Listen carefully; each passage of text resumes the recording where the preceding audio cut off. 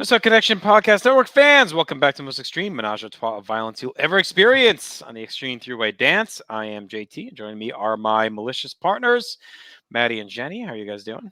Malicious. Wow. How dare That's you? I've never been that's malicious. that's Damn. more than extreme. Malicious and delicious, I think, was the tag team. Oh, I like that tag The team. malicious three-way dance, they should call it. That's it. Hey, big night. We are closing out another calendar year. Our 94, 95, 96, fourth calendar year What? gone by the end of this episode. We'll be dealing with the fallout for November to remember. We'll be talking the December 1997 weeks of TV, and that'll be it. Poof. Mhm. If you're listening to us on any podcatcher application or feed, we're also available on video on YouTube. So come watch us as we talk. Why not? These? Some cool shirts, Mm-hmm. cool boots. Let's do it. There's boots. December 6th, 1997, day before In Your House to Generation X and my 17th birthday. Mm. We recap with Shane Douglas being carried out of the ring by the Triple Threat. We then get our opening animation. Joey Styles in the nest sets up tonight's November Remember post-game report. Talks about Bam Bam Bigelow's dominant 6-week title reign that now ended in Pittsburgh. Paulie narrates highlights of Bigelow versus Douglas. Joey then talks about the match. She says Shane needed right elbow surgery as a result of the crutch shot, plus some other maladies that came out of the beating. Joey says doctors warn the elbow could be career-ending, but we know Shane won't go down quietly. Were you surprised, Matt, that was a bad enough injury for surgery after seeing that crutch shot last episode? Bigelow really cracked the shit out of him with the crutch. It's probably bad that your world champion's having surgery a week later. It's probably not a good thing. Yeah. Yeah, it's probably bad. And poor Francine, she's just going to have to do more work. You know, she might need elbow She's surgery. got the fucked And up she already has a broken She's got the pelvis. fresh- and- Yeah, like, Christ. I mean, it's going to be rough on her, too. Yeah, Our power couple is in trouble. I don't like it. they're crumbling. All right, to the ring we go as Spike Dudley takes on Mikey Whipwreck. Jenny, back-to-back Mikey Yeah, he episodes for you, does. so. Yes. Spike storms out. Joey reminds us that he has a win over Bam Bam Bigelow. Out comes Mikey. He says these two guys train and travel together. They've been partners. We ease in with some lockups. We get some clean breaks into a quick flurry. We get a pair of Spike Ranas taking Mikey outside. Spike meets Mikey on the floor with a somersault plancha. Back of the ring, Spike steals a couple of near falls, but Mikey hits a nasty tilt-a-whirl stun gun. Spike tries a swinging bulldog, but Mikey blocks and throws Spike over the top to a table. Mikey pulls him back in for a 2 count. It's a suplex, but Spike counters with a top rope. Counters a top rope Frankie Mikey with a power bomb. Mikey ducks a clothesline, lands a hard crescent kick to send Spike outside. Mikey meets him with a pescado. Back of the ring, Spike floats out of a back suplex. It's a swinging bulldog for 2. Joey says it's now called the acid drop. Spike tries a sunset flip, but Mikey leans down for 2.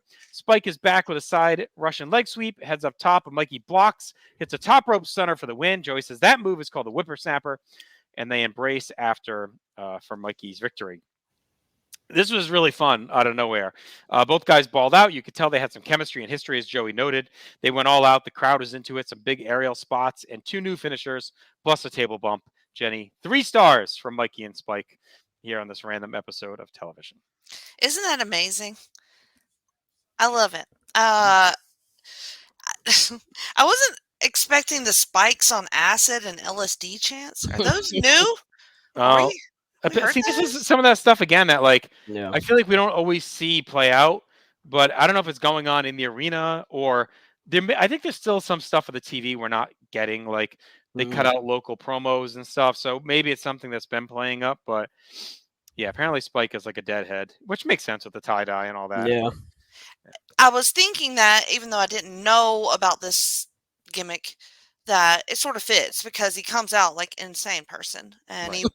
he works this match very frantically with Mikey, who looks amazing.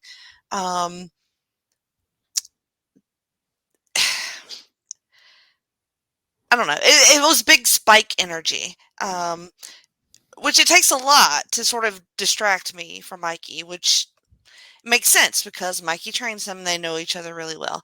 I thought all of that came across. All their chemistry was great. And then the goddamn finish was amazing. I watched that like 17 times. I really loved it. And I love this match. And I didn't write my score down. I want to say I probably overrated it because that sounds like me. And I did 3 stars. There you go. Maddie? I'm with you guys. I went 3 stars on this too. Nice. The spiky Mikey connection explodes. My God. Yeah, just a super fun back and forth match. I really like that they played up the fact that they know each other well because they were partners and they trained with each other. So this is a really good TV match. Better than what, half of November to Remember, which is a plus. So Yup. the whippersnapper is a fantastic finisher. It's great. I hope Mikey doesn't need that tailbone of his because he's not going to have one soon. But yeah, super fun TV match here. 3 stars. All right, Joey talks about upsets in sports, leads us into talking about Justin Credible beating great Sasuke in Queens, and then November to Remember, where Mikey knocked off Justin on the pay-per-view. Joey reminds us how Mikey was an ECW World Champion just 2 years ago, November to Remember '95. He defended against Stone Cold, well, now Stone Cold, back then Superstar Steve Austin. We get long clips of Mikey's win. Pretty good stuff, I thought, talking about that and showing Mikey fighting the biggest star of the business. That still tripped me out. I've seen that. I've lived that here, and it still was amazing to me. Like, I loved it. I love these replays. Yeah, it was great stuff. This guy beat your guy. Take that. Basically, is what this was. All right, we get clips of the Sandman Sabu feud. Stills of November to Remember. Joey walks us through. We see the Sandman's hobbling backstage. He's got a beer at a butt, and he says he loves ECW. That was amazing. Yeah, that was good. I was like, fuck yeah, you do. Me too. I loved it. That was perfect. Joey's in the nest. He talks about RVD versus Dreamer, how RVD agreed to wrestle for free instead of a suspension, because it's obvious that WF is paying RVD. So again, this is like another one of those things where Joey's talking about it. Like, we never heard anything about this, but they just throw it out there. So apparently RVD got suspended for his actions, but he chose to wrestle for free instead of sitting on the sidelines. And that means he's obviously getting paid from someone if he's giving up money. And that brings us to our match in Queens. That is Rob Van Dam taking on Al Snow. Snow grabs Fonzie, tells him the whistle's driving him nuts and he needs to stop. RVD drop kicks the knee, gets to work with a quick flurry. Joey says Snow has been teetering on a nervous breakdown for months and the whistle is not helping. Snow ducks a leg drop, leapfrog, and lands a pair of drop kicks to knock RVD to the floor. Meets him with a somersault senton. Joey talks about how Snow is always coming up short as Al batters RVD with a chair, slings him back inside, and hammers away. Snow's muttering to himself and covering his ears. Joey says whoever he's talking to seems to be answering back. Snow snaps RVD down with a stiff powerbomb, tries a second one, but RVD counters into a Rana. We head outside where Snow recovers. He throws RVD into the railing. Snow talks to the table, but RVD slips off the railing and crotches himself. Snow tries the same move, but this time Fonzie shakes the railing and he gets crotched. Fonzie holds a chair and RVD kicks it into Snow. RVD hammers away, gets a nasty leg drop from the ring over the top to the floor. Snow grabs his head. He's yelling in pain, and Joey says, "Is it the leg drop or the voices?" Back inside, RVD hits a back kick and a splash for 2. Snow slugs RVD down, but Fonzie gets on the apron and the whistle. Snow is rattled and stalks him, but RVD saves with a baseball slide drop kick to knock Snow into the crowd. RVD tries to slingshot himself over, but he catches a chair leg to the mouth, just a nasty spot. Snow knocks him back down to ringside. We head inside and reset as RVD gets a lazy 2 count. Van Dam slams Snow and heads up top. It's another huge frog splash for 2. RVD kicks away, but runs into a Northern Lights bomb. Fonzie's up again with the whistle. Snow gets him gets up to shout him down. He grabs his head. Snow hits another Northern Lights bomb, but again, Fonzie blows the whistle, so Snow doesn't cover. He follows him around. Back inside, he gets a chair thrown at him by Sabu. After a break, Snow's on a table. He dodges a double team top rope leg drop, and the crowd is rocking.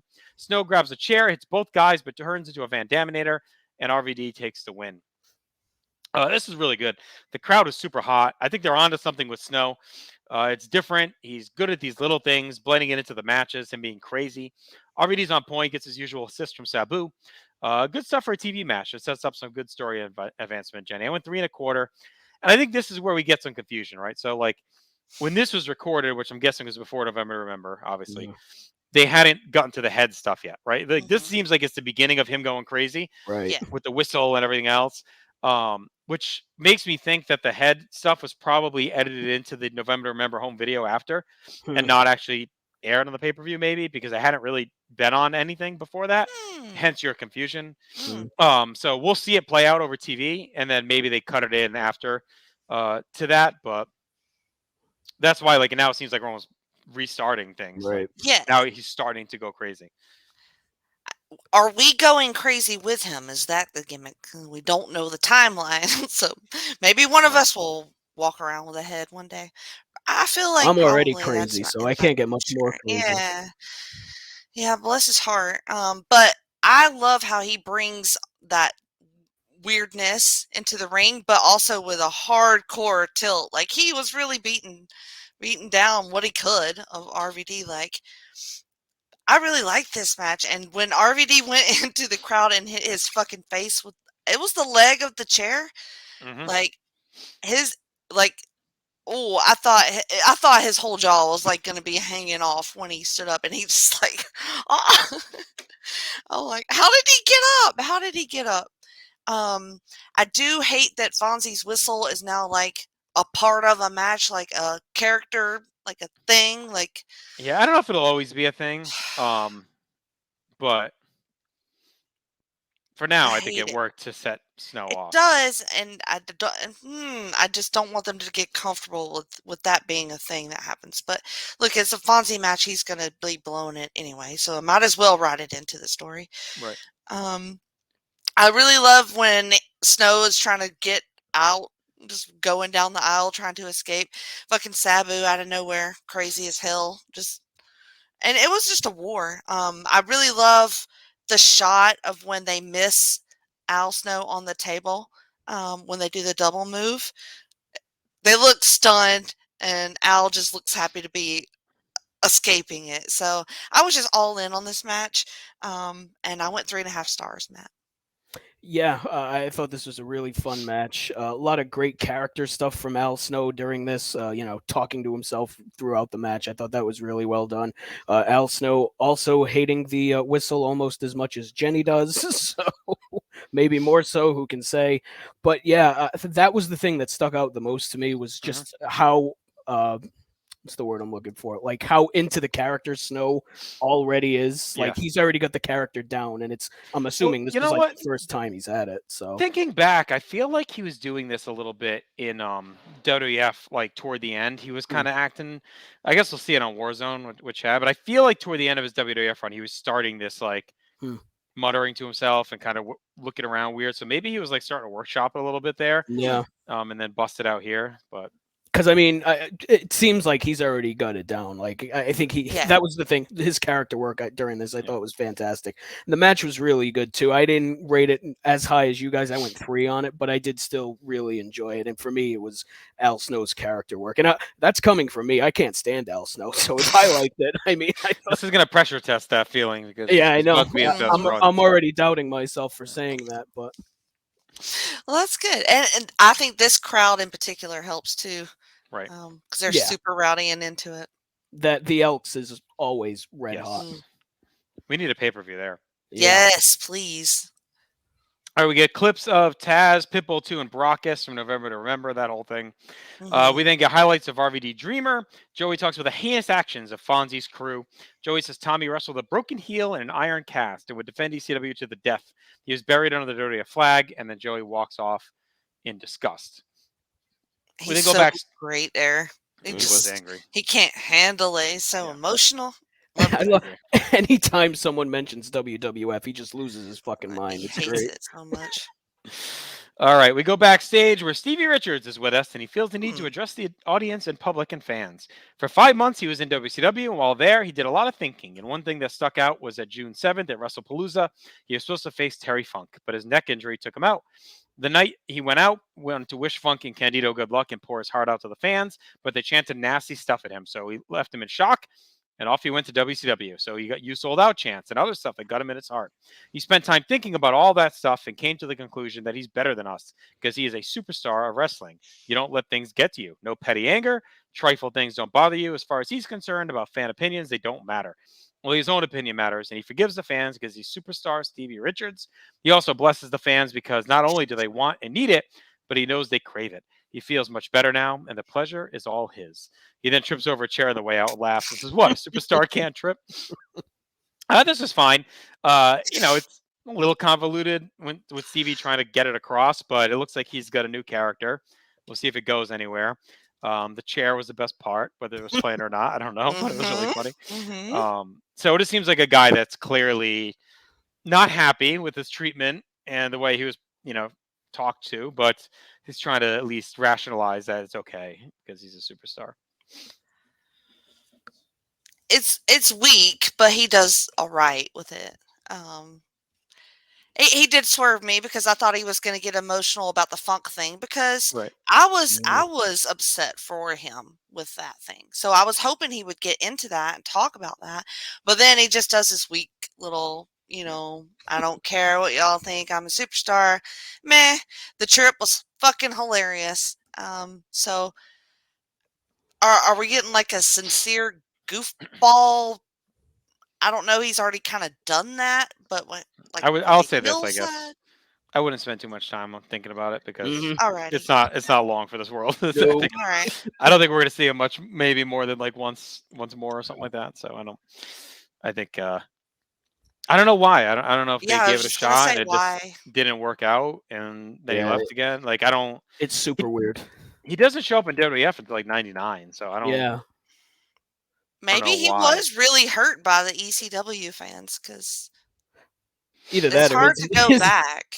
Either that or his neck really was fucked up. Or And that. he was just hiding it, But it's Yeah, weird. he's just a handful of matches in December. He goes back to the Indies, and he's pretty much just in the Indies until August when he joins the WWF. Like he works NWA, Maryland, APWF. I mean, he's just like all these random Northeast Indies. He was actually planning on retiring and going back to college, but then he got offered a contract in mid '99 with the WWF. So there you go. Wonder if it's a Paulie thing. Paulie told him to go screw because he went to WCW. Then why bring him back at all, though? You know what I mean? Like, Just to make him look like a fucking dumbass. know. Like they Maybe did they with just realized it everybody. wasn't. Maybe he came back and they realized like it wasn't just happening. Yeah, it's just I don't it's weird. And this Should- promo I thought was really weird Yeah. too. Just It was. very strange. They're Maybe they trying. should have brought back the BWO.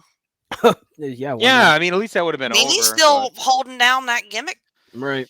it could have been a little punishment deal, and then Stevie was like, "Fuck it, it's not gonna work. I'm just gonna get out of here." I mean, who knows? He might have gotten shit back. I mean, we don't know. Right. I'd have to go. I could go back. I mean, it was a long time ago, but he was on the Place to Be podcast like 12 years ago. So I don't remember talking about this like little blip back. I don't know if he covers it, but it might be worth a revisit to check it out and see. Let's Send him get a- him on this show. I was just He's gonna still say, alive, send him a right? DM.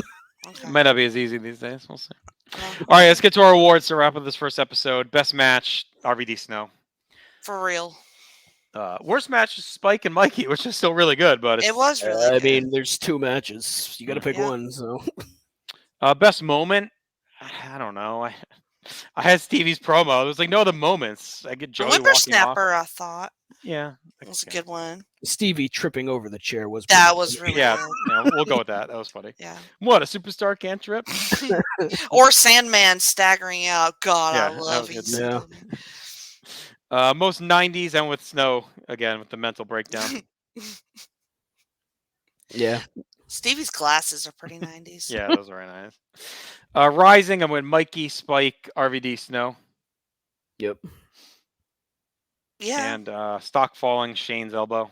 Mm, And Stevie, quite literally. yeah. Yes, falling yes. down, yeah. I think this is solid TV. I went 6.5 out of 10. We get two very good matches. We get some good follow up from November to Remember. This could have been a mail-in episode. Sometimes you get these where they throw out old stale matches and like it's a lot of recap, but I thought they actually gave us some different stuff. And I think Snow RVD was just so good that it carried it. Like, if that was garbage, then this could have been lacking. But so I went 6.5 out of 10. I was shocked. I thought it was going to be, recaps and stuff. So I'm like, shit, this episode was better than November to Remember was. So I did 7 out of 10. All right, there you go. I went 6.5 on it too. Yeah, it was good. All right, let's go forward a week to December 13th, 1997. Joey's back in the arena. The crowd is molten hot. Joey says it's the largest crowd in ECW arena history. Last night in Walpole, Massachusetts, Doug Furnace and Phil LaFon challenged the FBI for the tag team titles. It was a shot that belonged to the Gangstonators. The Dudleys attacked them. Cronus suffered a broken thumb and a pinky. This fucking guy's always hurt.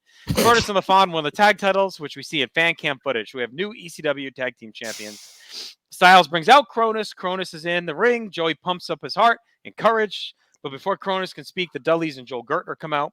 Joey tells him it's just an interview. That Cronus is hurt. Dudleys get in the ring and circle. Joey tries to stop them, Bubba tells him to get the fuck out of the ring.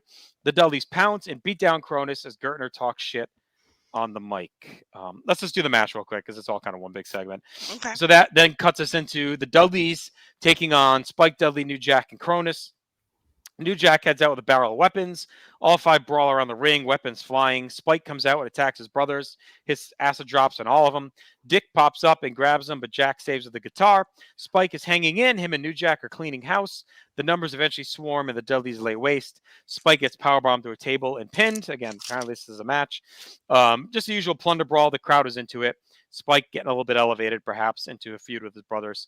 So Jenny went 2 1/4 on the match. Brawl segment. What did you think of the whole thing to start the show? Well, poor Cronus. At least it ain't his leg, I guess. I loved Joey just like standing up for Cronus, like, no, this is not what we're doing. This is an interview. I've never seen him like that before. I mean, he's gotten kind of into it with people before, but not like that. So he's like me. We're like just obsessed. Like we're just like, no, nobody else fuck with this man. And he kind of hit hard on the apron when he kind of fell out of the ring too. I kind of got worried for him, but he scuttled off, so I guess he did all right. But I really love Spike in this, just coming in, doing the acid drop on everybody. It was a sight, man, because he's tiny and everybody's huge, and he's just dropping them like trees.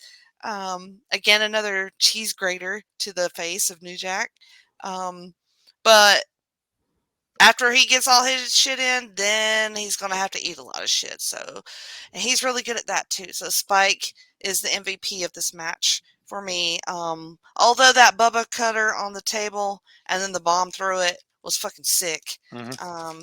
And then the boot cover was a little bit hurting on my heart because that's very disrespectful. So I did 2.5 on all of this, Matt.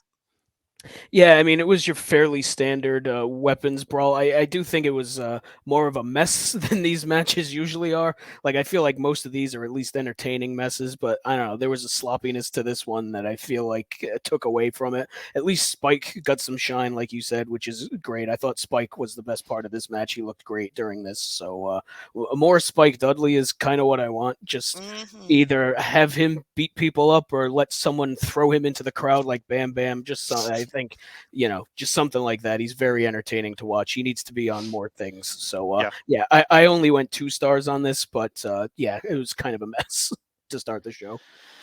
All right, we get our opening animation, and then we get a rematch from November to Remember as Mikey Whipwreck takes on Just Incredible. 3 straight episodes of things with Mikey, Jenny. It's good stuff. I'm loving it. Almost like 1995 all over again. Mikey, of course, gave Credible his first loss in Pittsburgh after the big win over Sasuke. Credible's locked in as he heads out with Jason. Mikey grabs a side headlock. We go into a quick flurry of reversals that ends with a Credible outside next to Jason. Mikey flies into both of them in Pescado. Mikey shoots Credible into the fans. We head back inside. The crowd is rocking. Mikey hammers away and throws Credible into the post crotch first, pulls on his legs on the floor. Credible recovers, gets a slop drop, hits a drop kick, and brags to the crowd. Credible unloads an uppercut, stomps and chops away, hits a powerbomb for a near fall after yelling, "Suck on this," to the crowd. Credible grabs a chair, he suplexes Mikey on it, heads up and leaps with the chair, but Mikey kicks it into his face. Mikey comes back with a backdrop. He heats up into a neck breaker for a near fall, gets a side leg sweep, heads up top for a high cross body, but Credible rolls through for 2. Credible's up first with a stomp, heads up, but Mikey blocks with punches. He follows up as well, but Credible takes him down with a sunset flip powerbomb for 2. Mikey tries a whippersnapper, but Jason comes in, so Mikey releases it, hits Jason with a stunner, gets a Franken Mikey, and pins Credible again to a pop. Mikey is on fire. Credible scuffling after his hot start. Again, a good match. It had a crisp, nonstop flow. Mikey's come so far. He's smooth offense. A couple big spots and a tight finish, Matt. I went 2 3/4. And Credible suddenly finds himself in the soup after a hot entrance to ECW.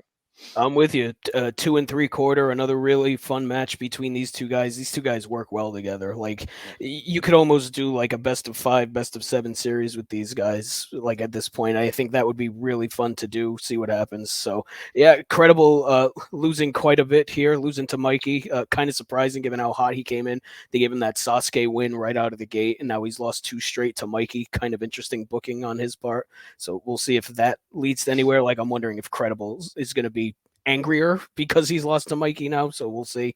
But yeah, just another perfectly solid match. I think I like this one more than the one at the pay-per-view, but yeah, I still went 2 3/4 on it. Jenny, fun stuff. I did the same rating as that show. I did 3 stars.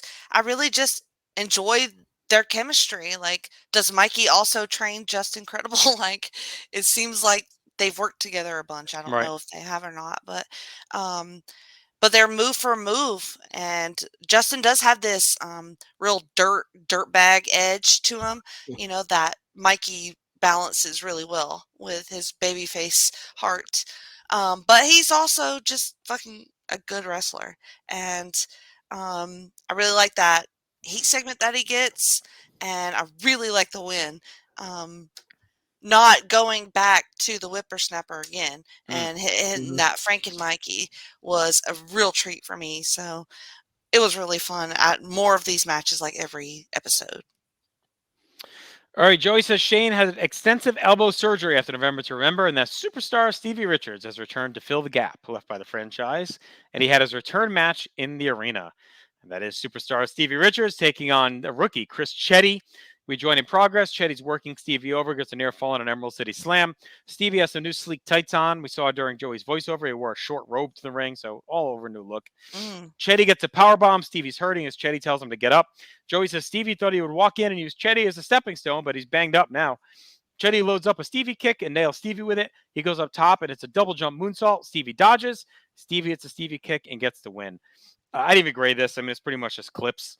Richards wins, but interesting presentation. I mean, he pretty much doesn't get much offense in on Chetty, barely wins. So I don't know what this gimmick is supposed to be. Is he like, excuse me, is he delusional? Is he overrating himself?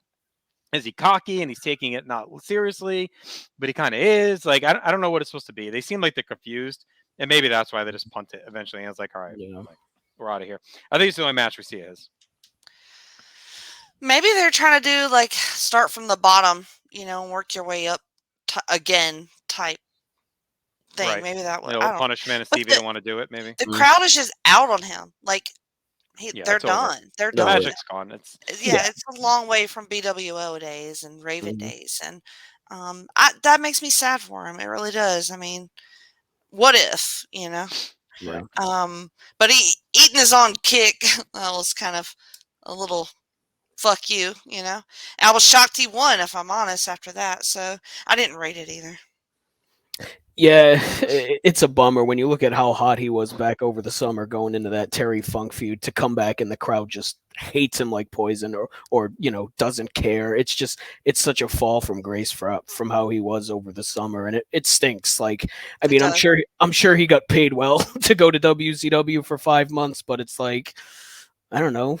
Should you maybe have stayed? I mean, it's probably tough to say no to that kind of money. They were probably especially going with Raven. I mean, I think in his mind, he was going to get it. I think he just got hurt and then it just didn't click. But I could see why he went. I mean, that was his chance out. Like, he came up from nothing. Yeah, his neck, especially if his neck got fucked up, like take the money. Scary. Yeah. No, I mean, he's not. I'm sure he wasn't making a lot in ECW, so I don't. That's one I don't blame. No. And I think WCW tried with him. I think it just doesn't get over, and then he's hurt again and just out of there. So, yeah. But yeah, I mean, I didn't rate this either. It was a minute and a half long, so yeah, not much here. All right, Al Snow's in a car. He's yelling at someone about being stuck in the back seat. Amazing. He said he's cramped. He's the arms and legs of the team. He listens now, though, not like when he was in the WWF. He'll sit in the back and give some control. He remembers asking how to get a push, and they said, Al, just give us a little head. So now he figured it out, and it's clear. But it's getting on his nerves, and he tells Head to drive him to the land of success. And we turn, we see Head is strapped into the seat with the seatbelt in the driver's seat, and then we get a Snow and Head video package to some creepy techno music. Well, this is pretty funny, Jenny. So it's kind of our real first intro to Head. And Al kind of lets us in on the joke as to why it was created, right? Is that Mm-hmm. you need a little head to get ahead. So, A little there you head. go.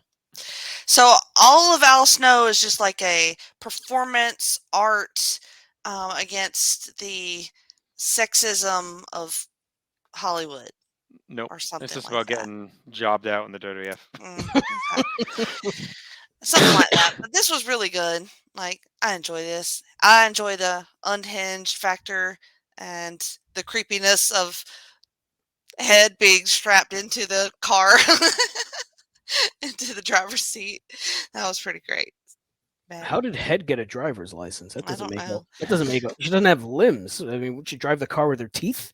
But yeah, Al Snow, he's been really good since this gimmick change. So maybe it was just the Al Snow before this I didn't like. We'll see, because I think he's been a ton of fun to watch so far, and he's owning the fucking character, and I think that's the biggest thing. So he's Yeah. all in. So yeah, He's was been fun. great.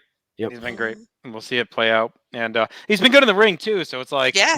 Yep. all of a sudden they found themselves a player, perhaps, because he's putting Mhm. on matches and he's got the character now. So it's not, could be It's like something. a new Raven sort of deal. Right. Mhm. To the ring we go for a three-way dance for the tag team titles as Doug Furnas and Phil LaFon take on Balls Mahoney and Axel Rotten and Chris Candido and Lance Storm. They now say they won the titles in Waltham. What did they say it was earlier? It was I thought it Walpole, they Walpole. said before, yeah. Yeah, they say Waltham here, so I don't know what the fuck. Walpole. Where the fuck? I don't know. It was one One of of- these one of places those- one of outside those- Boston. Massachusetts. One of those fucking wall towns up there. I don't know. As long as they didn't go through Duxbury. Brockus and Lance Wright are out with the dirty flag.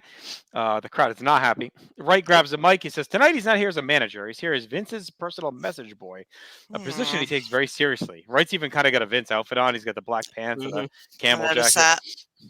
that. Wright says it's nice that real wrestlers won the titles to elevate the low-class bingo hall belt to world-class status. He knows Vince would be personally happy to see Furnas and LaFon on Monday night to defend the ECW tag team titles and then hand them over to Vince to throw them in the trash can where they belong live on Raw. Wright thanks Furnas and LaFon on behalf of Stanford and Titan Tower and heads off with Brockus.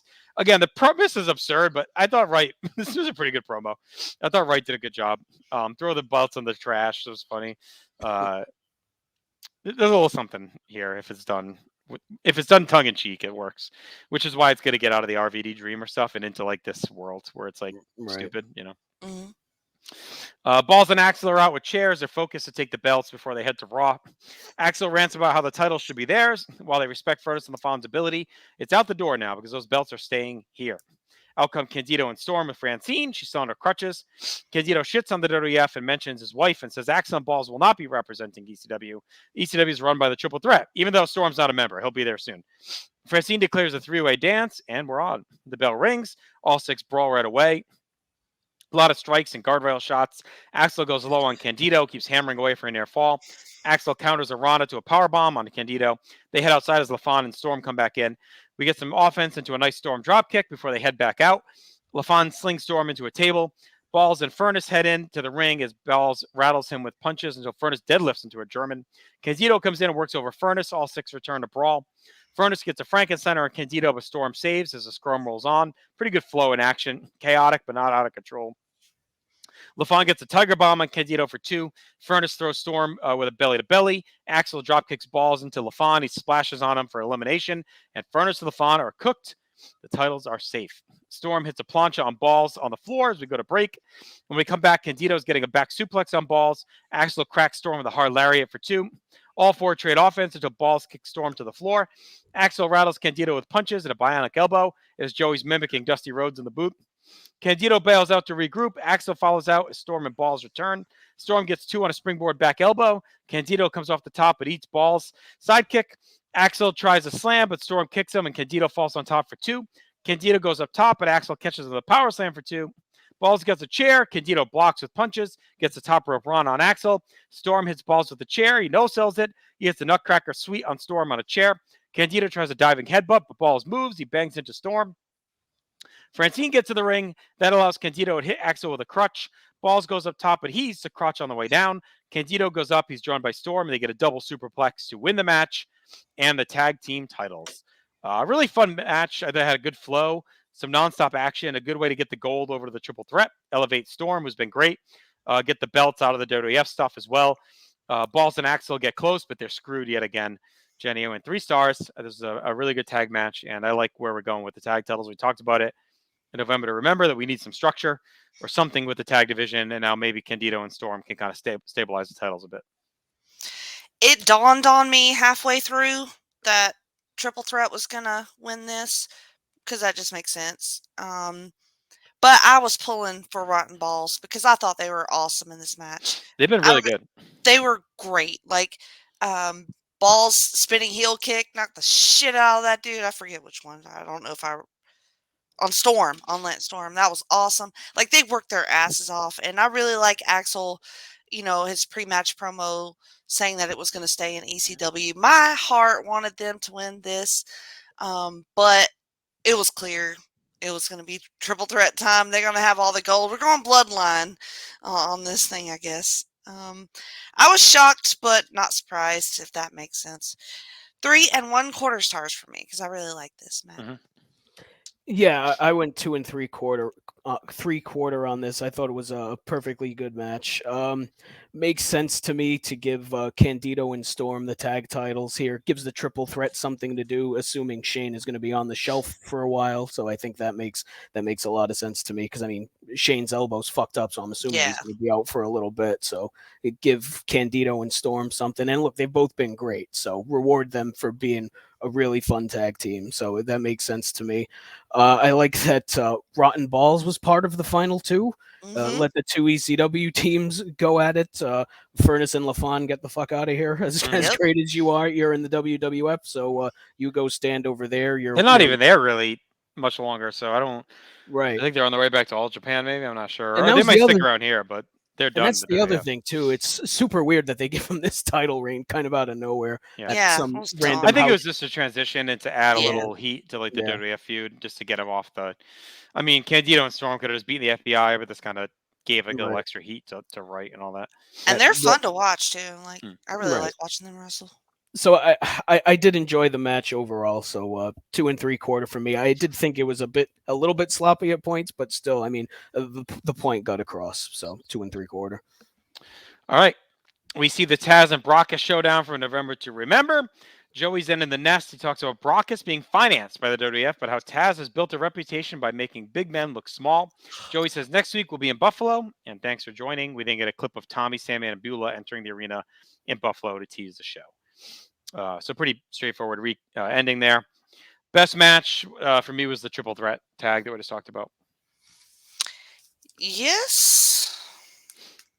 And then worst match was the brawl with the Dudleys, I guess. Yeah. Mhm. Yes. Best moment, Storm and Candido winning the tag titles for me. Yep. I don't know. I'm going with Al Snow's promo. Yeah, it was good too. Mhm. Most 90s, I went with Credible's baggy jean shorts. Oh, yes. Yeah. Definitely. Just him in general, just his look in general. all of it. Suck on it! Or suck on this, whatever he said. Dude. Suck it wasn't quite there yet. They were workshopping it. Yeah. Stock Rising, Furnace on the Fawn, Mikey, Snow, Storm, and Candido. Yeah, I think that's everybody. Al Snow. Falling, FBI, Cronus, Credible. Can we put Furnace and LaFon in Falling too? Yeah, I was wondering that. They rose and then fell back. Yeah.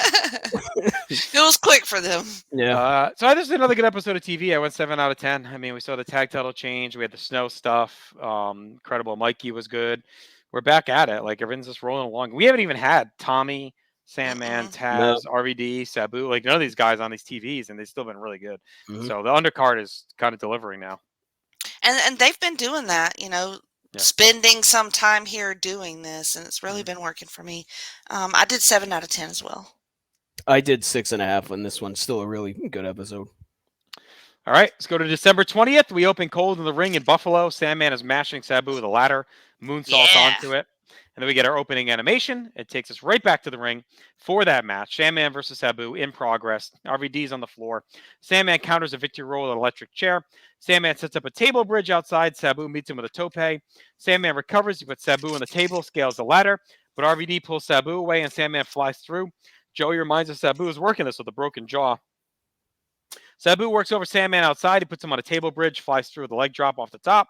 Back inside, Sandman drop kicks the ladder into Sabu, goes up top, hits a somersault senton for a near fall, but Fonzie saves. RVD sneaks in and kicks the ladder into Sandman's face. Sabu gets a top rope Arabian facebuster onto the ladder to win. We didn't get the full ride here, but the usual madness with these two. A hot vibe, some brutal offense. Sabu wins again as Fonzie's boys are on fire. Good start to the show, Jenny. Ongoing piece of the feud, 2.5. It is a good start. More ladders and tables. I think they just found some shit that they like doing. Mm-hmm. They're like, we're gonna keep fucking with these ladders, and like, I don't know. It's great. I fucking love this. Just Sabu being both of them insane. He's in his snappy lime green. I just never. I will never tire of this. Like some people might, but not I. And the ending. The fucking facebuster with the chair on the ladder. Jesus Christ. 2 3/4 stars, Matt. I went 2.5 on this one too. More ladders, more tables. I'm in. I wasn't fearing for both of these guys' lives like I was at November to Remember, so I suppose that is a positive. But because I feel like that match was insane. Like this one, it was still insane, but it was like a level down from November to Remember. So, that leg drop is always nuts. So, 2.5 for me. Imagine, your jaw is broken, Sabu. You don't care. Yeah. Glue it up and move on. What's a jaw? You don't need one of those. God. He has his flimsy, I don't know, tape on his. It's ridiculous. He's a ridiculous human. That's show tape. That ain't doing shit. Yeah, nothing. All right, Joey's in the nest as Justin Credible and Jason head to the ring. Joey reminds us that Credible's feud with Mikey. We get a third showdown tonight in Mikey's hometown at the Burt Flickinger Center in Buffalo. Jason and Credible are angry and they want to embarrass Mikey at home. And yet again, more Mikey for you, Jenny. We're rolling. Another match with Justin Credible. Their third. Mikey gets a big pop. Joey shits on the ring announcer, who's actually Paul Lee. We don't see him. We just hear him. Mikey starts with a quick flurry of offense. He knocks Credible off the top with a cactus clothesline and then tackles Credible over the railing into the first row. They brawl to the back of the Burt and back to the ringside. Mikey's mauling him, slingshots him into the post. Mikey nails Jason, but that allows Credible to hit a baseball slide and take over. Back inside, Credible goes up for a missile dropkick for 2. Hits a seated dropkick as the energy here is great from both the guys and the crowd, chanting just an asshole. Credible slugs and chops away. Hits a top rope Rana for 2. Mikey snaps off a stunner, unloads, and catches Credible with a boot, a swinging DDT for 2.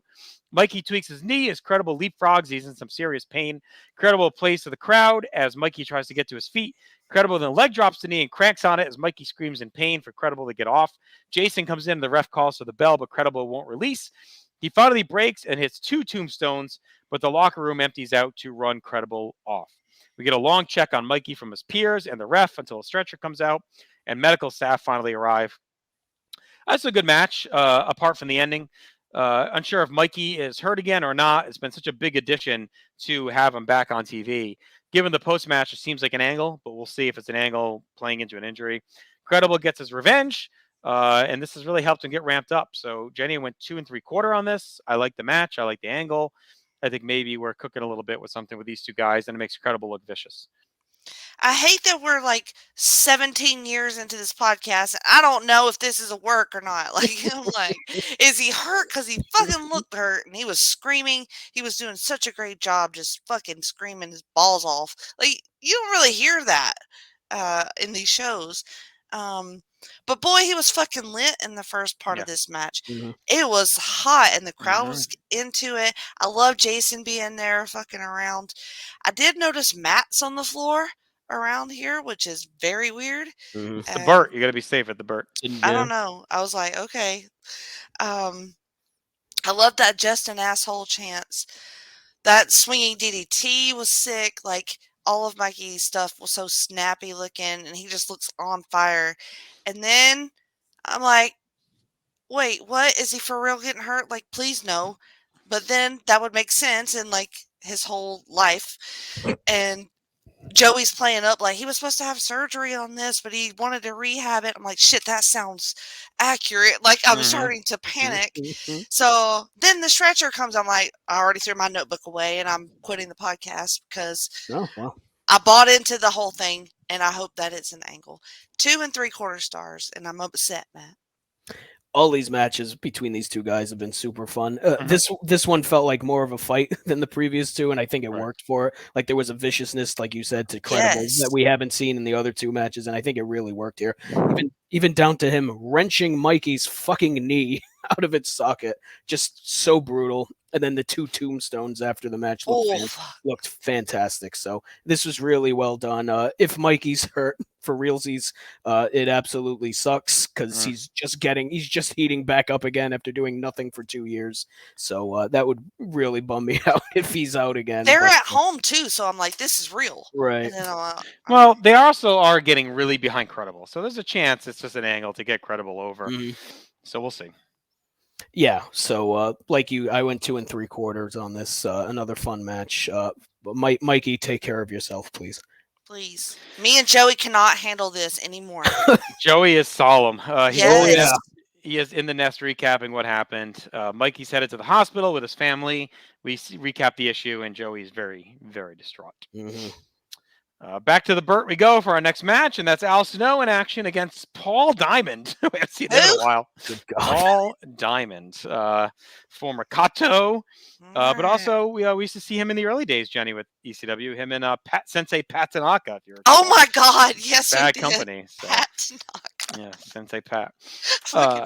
Snow and head amble out. Snow's a mess. He's looking all around, talking ahead. Awesome. Diamond's looking bulked up. He's got a chick with him. We clip ahead. Snow's unloading punches on chops. He's having head yell at Diamond.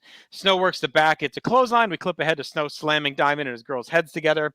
Joey notes that the girl is Chastity, who I guess we haven't seen her in a bit. It'll look different. We're clipping around. Snow's beating on Diamond on the floor. Diamond batters Snow with a chair. He goes after the shoulder. Back inside, Diamond stomps at the shoulder for a near fall. Snow blocks a DDT, fights off Chastity, hits her with a Northern Lights bomb after she slaps him. Then he hits one on Diamond and gets the win. Mainly clips. I thought the energy was good. I mean, Snow's clearly figured it out.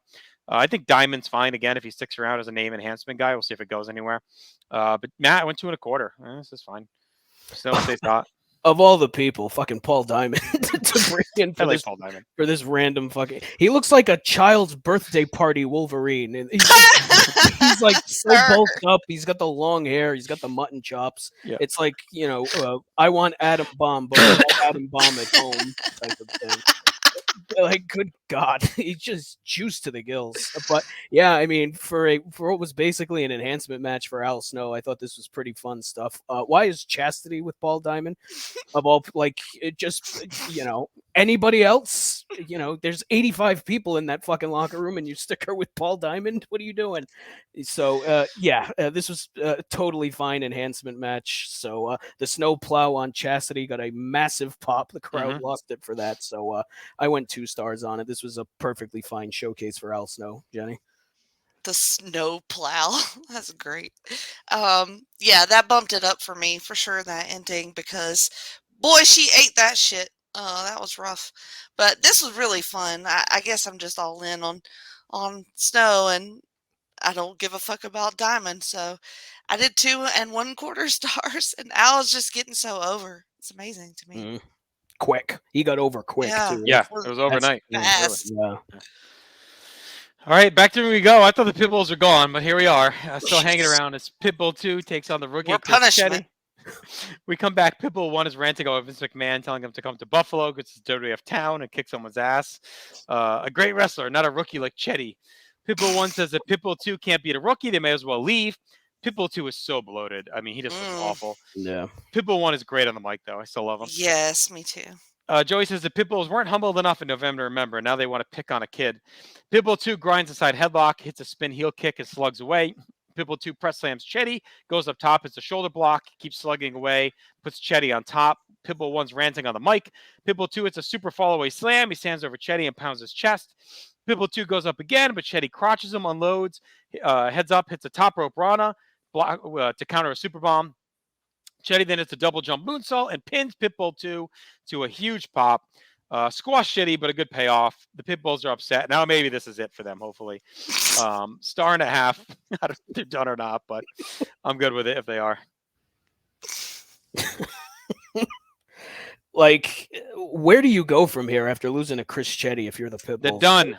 They have to be, right? They can't come back from that. Put You them know what? on Grandpa's farm so they can roam. Right. Let's time to old yeller them, Yeah, basically. Oh, honey bun. They're cooked. You went a little dark on that. They're cooked. It's the extreme three-way dance. You're Kenny. right, It's not you're the right. mild three-way dance. Come on. But yeah, they need to go away. Like, yeah, I mean, Pitbull too just looks brutal. I mean, just terrible. Yeah, he looks rough. I gave it a bump for Chetty winning, so I went 1.5 stars on it. But I mean, this is a whole lot of nothing, Jenny. Oh, Chetty feels good in the locker room after this, don't he? I did 1 star because I don't know. It was fun enough, and I like Pitbull 1 on the mic, but it's sad and rough. Yeah. I don't want to talk about it anymore.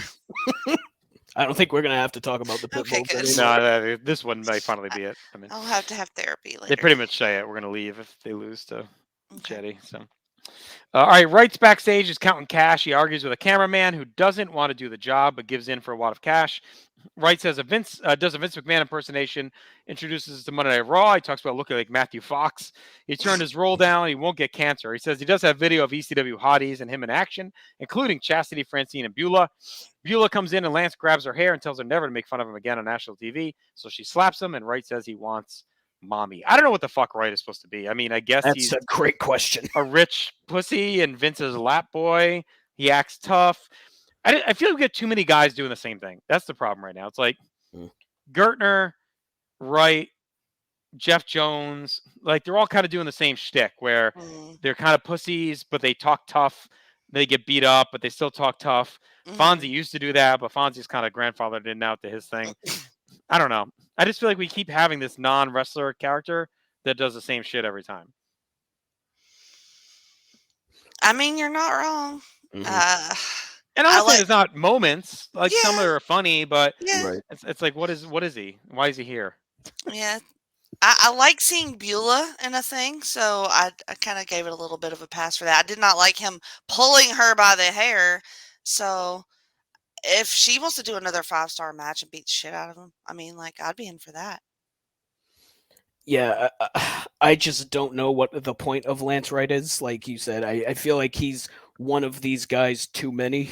Like you don't need another sleazeball, slime ball like this. Like I don't know, it just feels like too. Save it for Gertner is basically what I'm saying. When you have Gertner who does that shtick so well, and then you have Lance Wright trying to do a great value version of that shtick, it just makes Wright look fucking awful, which he is. He looks awful and he is awful, but I don't know. Like, I didn't understand the point of this. This made no sense to me. The point is to get Beulah on TV more. Well, then mission accomplished, I guess. All right, Al Snow's backstage. He says Christmas is a time to reflect back on the last year and of his whole career. It's the happiest he's ever been. He appreciates everyone at ECW accepting him to the team and the fans that stood behind him and accepted him. And he wishes everyone a happy holiday season from him and his head. Snow then argues with Head, who didn't want him to do a serious promo, but Snow gives in and says, "We all hope you get a little head for Christmas." Funny way to go about it. Yeah. Snow continues to cook. Yep. All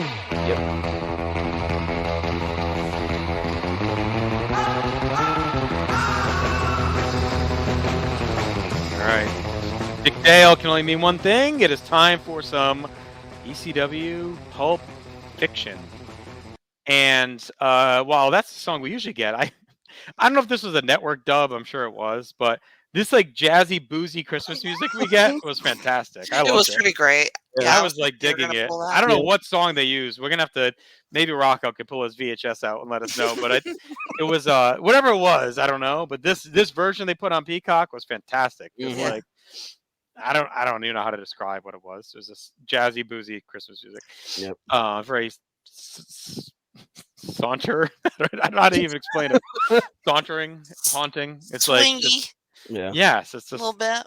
Like Dean Martin holding a glass of whiskey type. Yeah, it was just very interesting. Francine's backstage. She's in a sexy Santa outfit. She's flirting with the fans. Ooh. The FBI.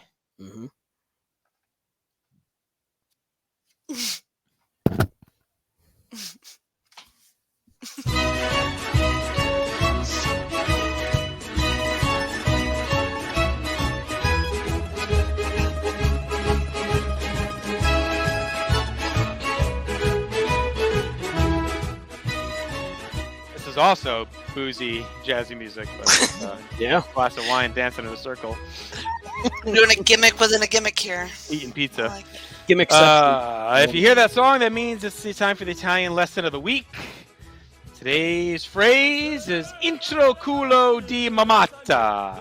Intraculo di mamatra. Intraculo di mamata. mamata. It means up your mother's ass. Of course it does. It's usually something like that. It just makes sense. Yeah. Al Snow in this fakakta head up your mother's ass. Oh my god. He said that in the promo. It's a whole thing being Italian. All right. They are. This is great stuff. So they're trying to wish us they're trying to wish us a Merry Christmas. They have a Santa Claus lawn gnome. Rich is trying to say Buon Natale. I guess that could have just been the phrase. We could have just went I was wondering. Yeah. I wasted one. Well, I could have used yeah, that. you did. Obviously, Buon Natale means Merry Christmas. They argue. Wright is rubbing his face, and the cameraman's teasing him. He's waiting for mommy to pick him up. We go back to the FBI. Rich is still a mess. Guido says he's talking French. Franzi's blowing his whistle. The FBI's still going. Rich can't hit the line. Now he's speaking Japanese. We go back to 1994 for a clip of Public Enemy at Rockefeller Square. Christmas. We go back to Chris Candido. He's singing Santa Claus is coming to town. Storm is smirking behind him, and he asks why he doesn't have his own locker. Candido tells him he's lucky to even have a belt. We go back to Christmas 95. The Dudleys at Rockefeller Center. Jenna Jameson's backstage. She's flirting. We get a Jameson moment for no reason. FBI still arguing. We get B-roll of Rockefeller Center. We get Rotten Balls talking about the turmoil in the tag division. We go back to last Christmas with the BWOs at Rockefeller Center. We then get some more Rockefeller Center B-roll. Francine spits out her gum and says, ho, ho, ho, makes a Beulah joke. The FBI tries again, but Rich just wants to go drink, so they kick the lawn gnome, and Guido pins it as they count 3, which is great stuff. Only thing we're missing was a little Dominic the Donkey to play us out. Yeah. The Italian Christmas donkey. I was not prepared for the FBI segment there. No. That was hilarious. The whole Pulp Fiction was great between the boozy music, the FBI, Francine, and the Hot Santa. It's sad they didn't send someone new to Rock Center. I feel like they usually have every Christmas. We saw them, so maybe they just figured the throwback for this one. But so we saw the 3 classics of them there. I liked that. It was a fun Pulp Fiction holiday style. Yeah. I thought Smothers losing his mind was like really funny, and I loved the Public Enemy flashback when he says Rockefeller Center. Always popped me. And then when they pinned Santa, I lost it. So that shit was great. Tracy Smothers, I think it was Tracy Smothers saying the French-blooded Italians at one point was fantastic. And just how much B-roll of Jenna Jameson did they shoot? Oh my god, they must have just filmed her for like 10 minutes back there, and I guarantee you, Paulie probably still has the tape somewhere buried in his closet too. Oh, sure. He's got it converted to digital and all kinds. He's got it on a Google Drive somewhere. It's a whole to do. Imagine that.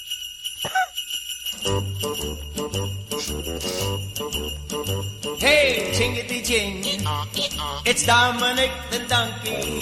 Jingity jing, the Italian Christmas donkey. La la la la la. La, la, la, la, la, la. All right, let's get to our awards. I'm not sure about these Italians anymore. Best match. Without us, you'd have no pizza. Best match. Mikey Whipwreck and Just Incredible.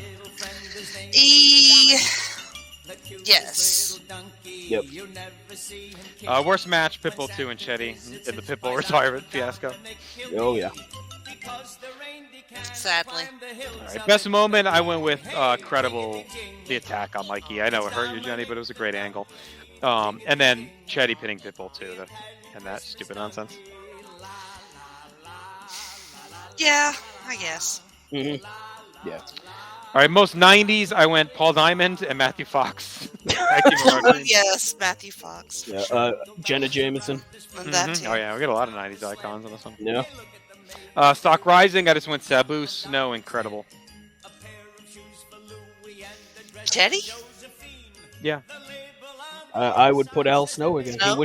He wished us Merry Christmas. He How did. can we- Won the And a little belt. head. Stock falling. I went Kill Paul the Diamond. donkeys. Shoot it in its face, please. Paul Diamond and the Pitbulls for stock falling for me. Yeah. Yeah. Again, put the Pitbulls twice. They deserve it. All right, this is a pretty good episode. Again, I mean, I went 6.5 out of 10. I don't know. I thought it hit. It's a lot of good stuff. They had a good angle. The hot crowd in Buffalo. The Pulp Fiction was really good. So it's just a fun episode. I'm with you. 6.5. Same, 6.5. We're rolling for real. Like, Mhm. These Well, are we're gonna- like really fun. We're gonna roll right into the end of 1997, Yeah, we December are. 27th. Taz, we haven't seen him since November. Remember, marches to the ring in street clothes. He says 5 months ago, him and Tommy Dreamer made a pact that he would be Dreamer's tag team partner if Tommy challenged him for his TV title next time in Buffalo. And unlike WWF and WCW, they will deliver what they promise. So tonight in the ring, we get them battling for the most prestigious belt in wrestling. And on Dreamer will be just another victim. Do you like this callback? I did. Mhm. I Yeah. remember at the time you didn't like the angle. Yeah. But a lot has happened since then. So, Yeah.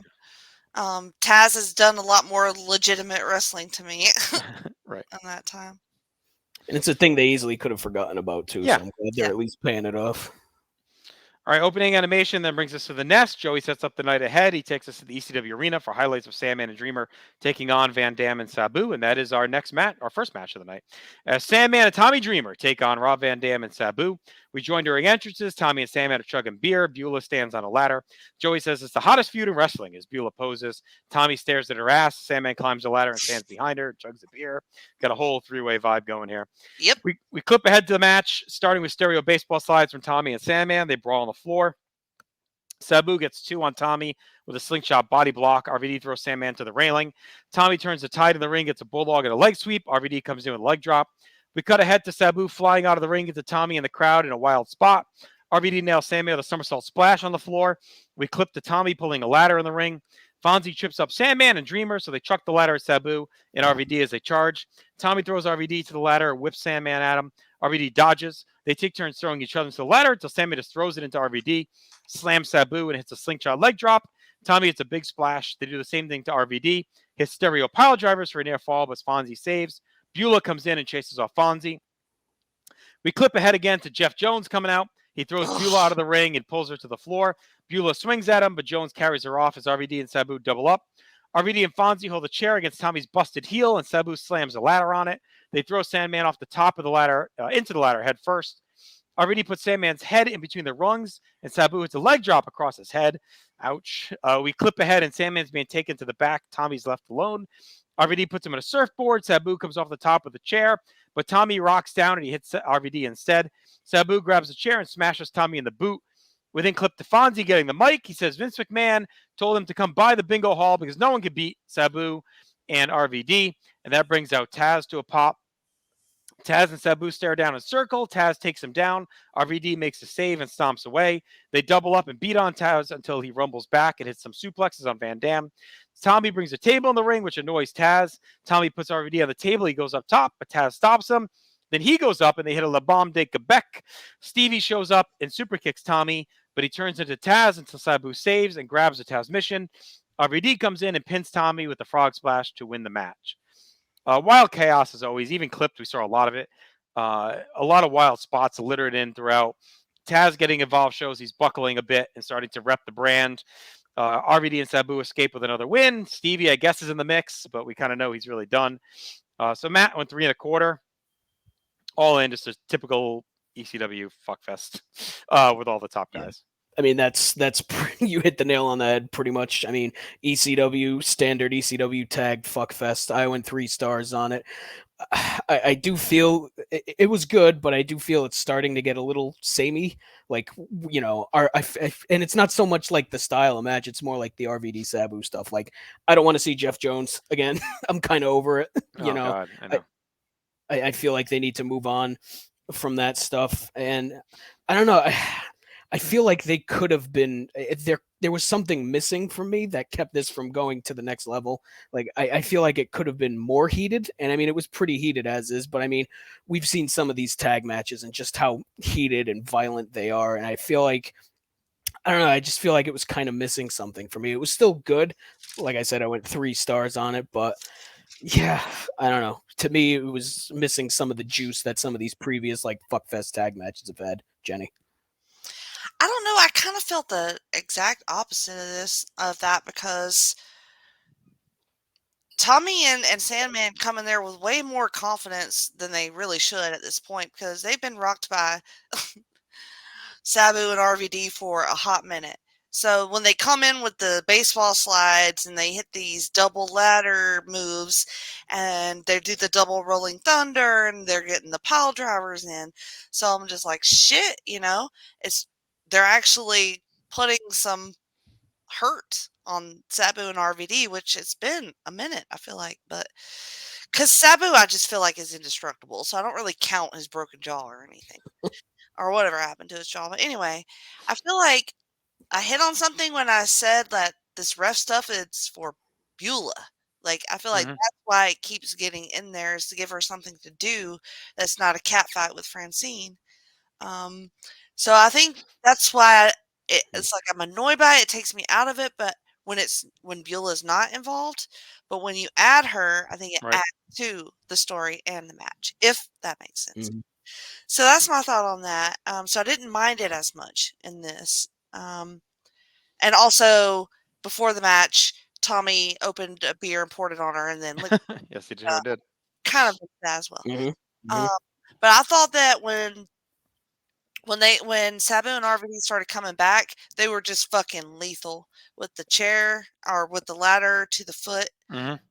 Just battering Tommy's poor foot again. Murdering put his head in the ladder. That was rough. And then Taz coming in, I kind of wasn't expecting it just because Taz has had that distance. Right. And expecting them later in the show. So, and then the Stevie run-in was good. So, and I like the end, actually, even though I'm tired of Tommy Dreamer losing these matches. So I did 3.5. Okay. All right. Al Snow's backstage. He's begging Head to finish up in the shower so he doesn't use all the water again, the hot water. His ranting gets sliced into clips of Snow in the ring. Snow turns off the water. We see Head with a swimming cap on. Snow does a striptease and compares packages with Head. Just usual madness with this guy. I like how you just hand waved that whole thing. It's crazy. Joey's in the nest. He recaps what went down with Mikey Whipwreck and Justin Credible a week ago. We get clips of the injury and attack. Joey rants some more about Credible's actions, how he thinks he's the next great superstar, but guys like Shane Douglas and Bam Bam Bigelow hurt each other in action, not after an injury occurred. Bigelow and Douglas are both out of action. Paulie cuts in and tells Joey that Shane wants to talk. Shane's in a sling. He's with Candido, Storm, and Francine backstage. Shane said it took 3 men to do what 4 used to do, but they do it better. They didn't get old, but by 34, he threw down a belt with Legacy for a 3rd time. He now has the ECW World title. At 24 and 26, Candido and Storm are the greatest team in ECW. The Triple Threat's the best. Storm puts up the symbol, and Candido pulls his hand down and says, "Not yet." I love the Candido Storm stuff, Matt. Funny. Yeah, I thought that was really great. Just Candido getting so mad that Storm would even dare to throw not yet the triple threats. How dare you, sir? You don't get to, even though we've won the tag belts, you don't get to fucking do that yet, sir. Look, I'm glad that they're still having Shane on TV while he's champion, while he's recovering. Because I mean, he easily could have disappeared for 4 or 5 months, however long it's going to take for him to get healthy again. So if he keeps cutting promos, I'm fine with it. Like, at least he's going to be on TV if he's not wrestling. So yeah, I like this, Jenny. Boy, that's one thing Shane can do. If he can't go in the ring, he's going to be able to run his mouth. Right. He's going to be fucking insufferable, ain't he? With all those belts and Francine wearing that outfit. Like, it doesn't get much better for Shane at this, except for the injury. I mean, I guess that would be one thing, but like, he's feeling it. He's feeling himself and them. So I'm excited to see what they get into, and I hope he can come back soon. I guess, I don't know. All right. We get to our next match, and that is Axelrod and Balls Mahoney taking on Lou Marconi and Wild Bill. Quite the match here. Not Lou Merlone, but Lou Marconi. Joey jokes about plastic chairs being used on Monday nights as Axel and Balls jump Marconi and Bill. They continue to load with heavy strikes and hit their finishers and murder both guys with chair shots. Squash, half star. Yep. Violent squash, 1 star. Matt, anything? I'm sorry, you cut out. Oh, anything on that match? On the match, no. I mean, it was basically nothing. It was half a star. I mean, the square, Jesus, the chair shots were disgusting and complete and utter domination. Poor Lou Maloney. All right, we head right back to the ring as the FBI are here to take on Tommy Rogers and Jerry Lynn. Looks like a new team maybe coming out of November to Remember. FBI do the usual routine. On the way out, Joey cracks his usual jokes. Lynn and Guido start things off. We clip around to Lynn tripping Guido up, grinding him with a side headlock, gets a tilt-a-whirl backbreaker, knocks Guido to the floor. We clip ahead to Rogers working over Smothers. Lynn gets 2 on a high-cross body. Lynn gets tied up with Guido. Smothers hits him from behind to take over. They throw Lynn outside, and Rich gets a few shots. We clip ahead to more double-team offense by the FBI, getting near falls. We clip again to Rogers cleaning house and getting a near fall on Guido. Rogers is up top. It's a missile dropkick on Smothers. Rogers hits a Tamikaze on Guido, but Rich comes in. He hits a Tamikaze too. Smothers kicks Rogers down and goes up top. It's a back elbow on Lynn, who saved Tommy. Rogers pops up, hits a Tamikaze on Smothers, and the FBI are done. It seemed fun. It was clipped up pretty good. FBI are great. Rogers and Lynn seem like they might get a push, and I think they work pretty well together as a pure face team. Rogers cleaning house with the Tamakazes was nice to get the move over. FBI scuffled, Jenny. I went 2 stars. Fine. 2 again. stars. Oh, Yeah. God. I overrated this. This was a stupid little gem for me. I don't know why I like this fucking match so much. It was good. Yeah. I really like the FBI being ridiculous and Joey being outraged at them. But I just thought they just somehow they all were fucking going. Like, it was fast paced, and I just love Jerry Lynn. Maybe that's it. He just always adds something for me. He bumps around like crazy. I mean, they all were getting all their stuff in. I thought it looked really fun and good. The Tamikaze, holy shit. That move, and he just kept hitting it and hitting it. This is awesome. Fucking fun for me. I did 3 stars. I went 2.5 on it. Fairly standard tag team stuff. The Rogers push out of nowhere is very weird to me, but he's kind of growing on me. I mean, obviously he was part of the Fantastic, so he knows how to work in a tag team, and I think him and Lynn work pretty well together. But man, this push out of nowhere is real weird. He gets a pay-per-view match with Candido out of nowhere, and then now he's in this team with Jerry Lynn. So I mean, maybe he's gonna stick around, which would be very weird and a thing I was not expecting. But yeah, so I thought this was a perfectly solid tag match, so I went 2.5 on it. Yep. How old is he in this? Tommy Rogers. He looks about 60, but I want to say he's fucking going like he's just flying around. Well, like I mean, the Fantastics are great. I mean, like he's always been great. Yeah. Mhm. Let's see. He was born in 61, so he's only 54 now. I'm sorry, not 54 now. He died at 54 in 2015, sadly. Oh no. So he would have been what, 36? Yeah, I mean, it's not bad.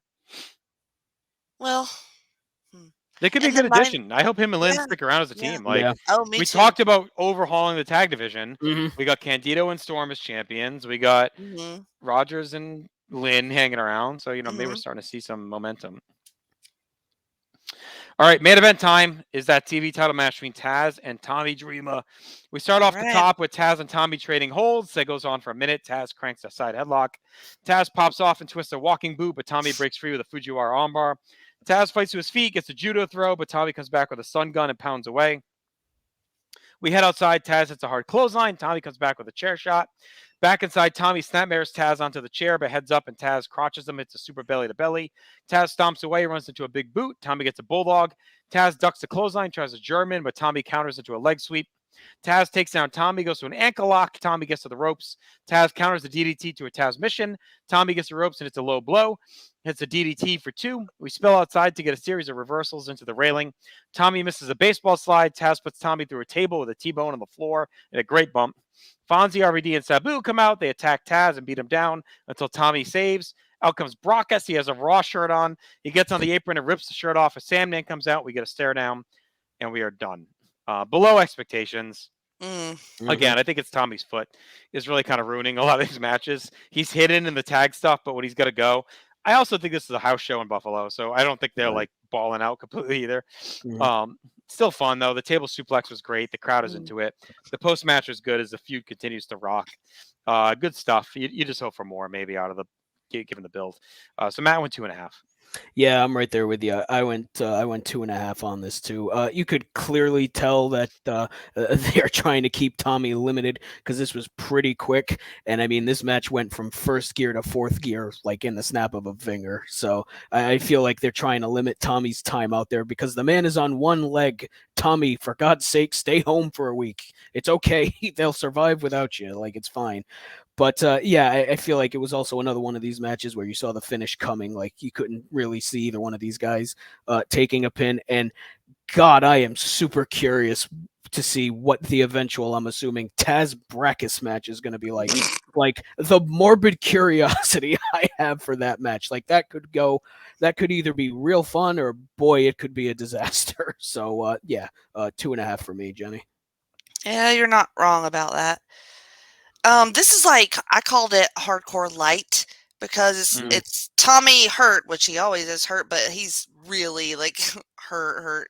And the Taz, which is on hardcore shit. So, but he stepped it up with the Tazplex through the table, which was awesome. And he seems like he is trying to step out of his comfort zone a little bit.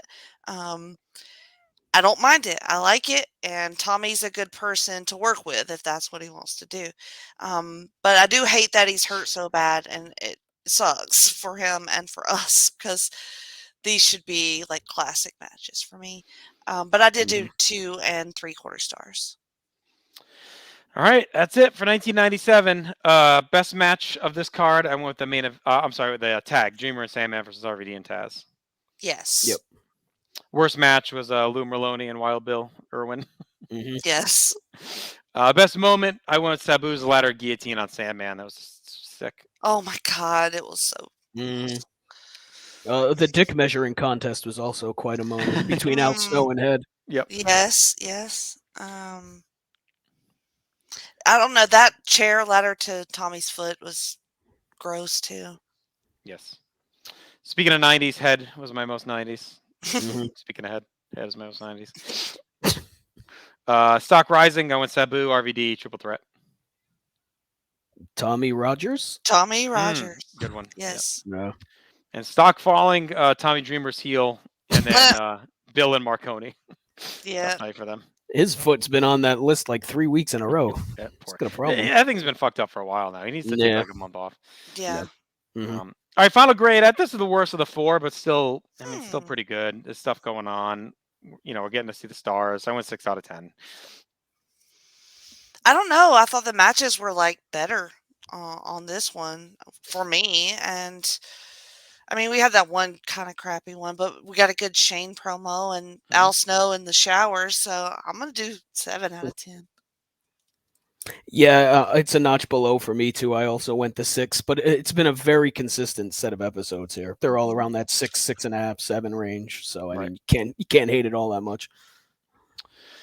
All right, 1997's in the books, crew. Mm-hmm.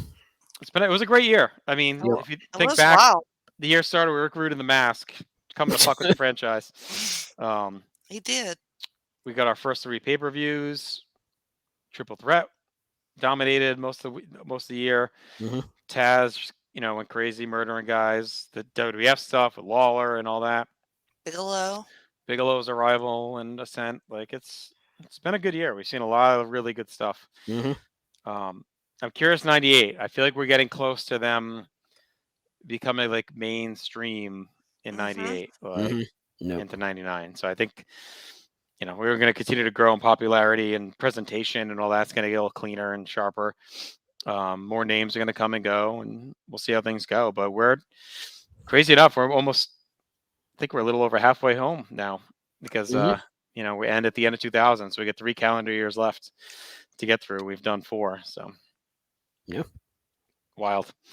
Love it. North South Connection, got everything going on. Just go to northsouthconnection.com. You can see all of our content. We got video stuff on YouTube. A lot of those have, all of them have audio versions pretty much as well on any podcatcher app. Jenny has a lot of content every Wednesday. So if you're digging that, you can check it out on Wednesdays. You can find us also over at the Place to Be Nation on different stuff as well. So just track us down on social media. We're on Twitter. We're on Instagram. We're on TikTok. We're on Facebook. We're all over the place. Check us out. Stay extreme. We'll talk to you in 2 weeks as we start 1998.